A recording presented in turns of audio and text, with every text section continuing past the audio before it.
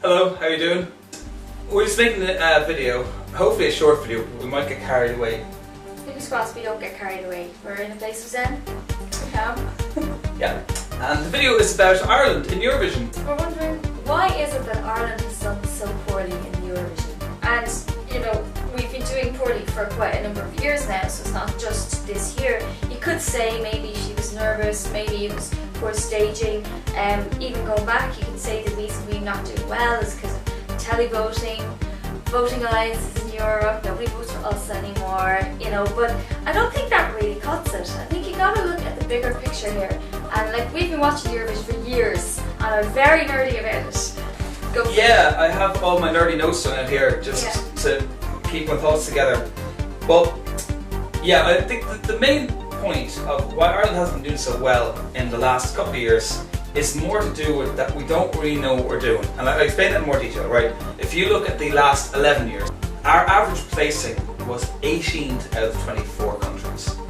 Now, that average placing, it also allows for the semi-final result. Like with Dust in 2008, that song got 15th out of 19 countries. So that's counted as being 15th, right? So I'm being generous here when I say that our average placing has been 18th out of 24 nations. That's our average for 11 years. However, if you look at the 11 years prior to that, so we're talking the period from 2001 backwards in time, then the average placing for us was 7 of 24 nations. That is a massive difference, and it's a huge slide in recent form.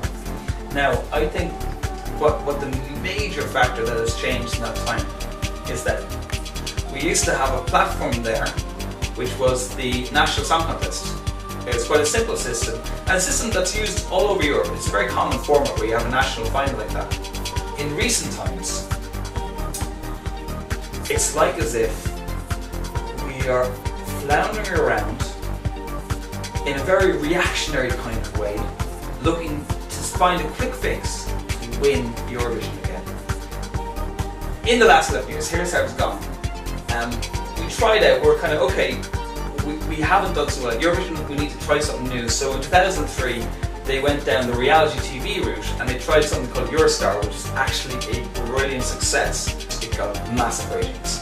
And that worked, they used that until in 2005 we failed to qualify for the semi. So reactionary, we're like, okay, we failed, we must change things. So in 2006 they introduced a new one, and this was to pick an established artist and give them a song and see how they got on. They did that with Brian Kennedy, top 10.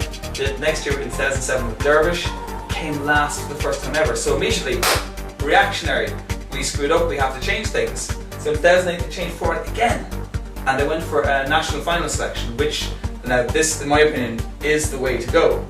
But it brought a string of poor results, so they're like, okay, that's not working either. And in 2011 they introduced a system called what we call the mentor system, where they get five music industry professionals to just arrange everything. So, and I think the thinking behind this one was that they wanted to cut out any possible amateurishness that might embarrass us. They wanted to have a very professional package put together. So, I mean, the thinking behind it is pretty good of why they introduced it, but in theory, in practice, there are so many flaws in it. It's a terrible system.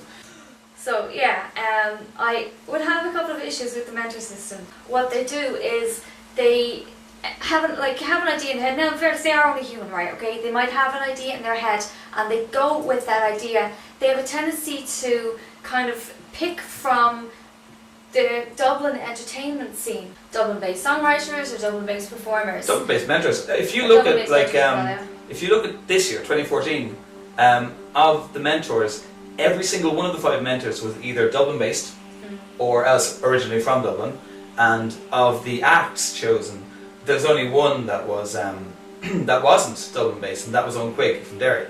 You know, but that's 9 out of 10. You know, and similar situation. If you look at 2012, 2011, exact same. 9 out of 10 were either Dublin-based or originally from Dublin. A bigger problem though that I would have with mentors, and this would be a little bit of a bugbear of mine every year, they can pick any song in the world, including their own. And mostly they do. If you look at 2012, 4 out of the 5 mentors in 2012 picked their own song. Really, really bothers me. It just feels like it's so unfair. And it feels like it's just kind of a slap in the face to the songwriters of Ireland to say, yeah, we're going to hold this competition, but you're not allowed in. In 2014, the only song that was actually found through a genuine song search with no vested interest was the one by Carl Broderick, and that was sung by Unquig. Whereas the others, either they wrote the song or it was someone who wrote for their band, in the case of Bill McGuinness. Now you tell them about Cormac Battle there, would you? The thing that bothered me was something that is trotted out, right, is that, oh well, no one really wants to enter Eurovision because Eurovision, you know, it's not got the best reputation for success. So the best songwriters aren't going to put their songs forward. Now, you could believe that, however, Cormac Battle entered his own song. He said on the Late Late Show when he was being interviewed that he got over 200 songs sent to him, and he just felt that, you know, he should write something of his own. I was watching that shocked thinking, me too. Oh my god, so you ignored 200 entries and picked your own song. But that's something that's like, wow, that's really not cool. That shouldn't be allowed at all. The mentors at least should not be allowed to pick their own song or their friends' songs. But yes, getting around to now, get back to Róisin. Yep. Back to Róisin. Calm. We're calm, we're happy. But even if we had expanded it to 8 or 10 songs, that would be something. And it would be great if it was, again, anonymity among the writers, so that you're not predisposed to like a certain song because of the name of the writer. Yeah. Which, you know, just because a writer has a name doesn't necessarily mean it's going to be the greatest song in the world. Yeah. Like, I do remember back in 2006 when Jimmy McCarthy submitted a song for Brian Kennedy, and there was kind of this ripple of excitement. It's like, oh, Jimmy McCarthy, he wrote No Frontiers, he's a great songwriter, but I think it's something that he had packed away in a drawer for several years, that he just kind of said, oh fuck it, I'll put this one in for Eurovision, but it was not his greatest moment, and it didn't even win the final. You know, so having a name somewhere isn't necessarily, for that reason I think the anonymity is a great thing. So you're just judging the song itself, because at the end of the day, that's all that matters, is that you've got a quality song. That's the most important ingredient. Can't be overlooked.